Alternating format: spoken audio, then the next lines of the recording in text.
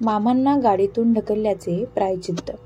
हमीदवाड्यात विरूपाक्ष जंगम हा गृहस्थ राहत होता.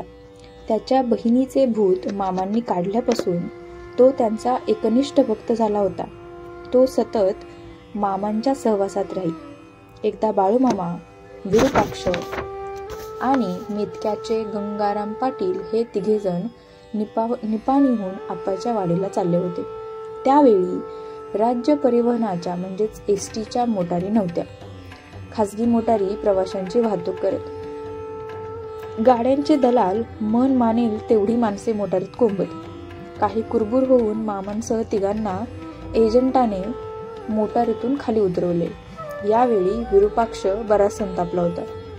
निपाणीच्या कुंभाराचा टांगा, एका घोड्याची गाडी तिघांना ठरवली. टांग्यात बसून ते आप्पाच्या वाडीला निघाले.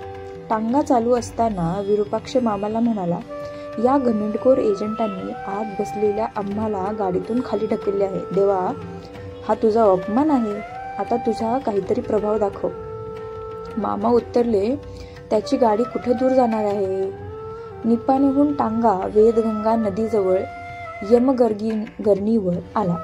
तेथे ती मोटार नादुरुस्त होऊन बंद पडलेली होती. बैलांच्या मदतीने निपाणीकडे ओढून आणण्याचे काम चालले होते. हे दृश्य पाहून विरूपाक्ष हसू लागला. उत्स्फूर्तपणे त्याच्या तोंडून शब्द आले, तुम्ही आमच्या देवासकट मोटारीतून आम्हाला खाली ढकललं होतं नव, त्याचं हे प्रायश्चित्त. आता हे शब्द ऐकून ड्रायव्हरच्या डोक्यात प्रकाश पडला. त्याने येऊन मामांचे पाय धरले. मामांना मोटारीतून पुढल्या बैठकीवर बसवले. मामांनी गाडी चालू करण्याची आज्ञा दिली. गाडी चालू झाली.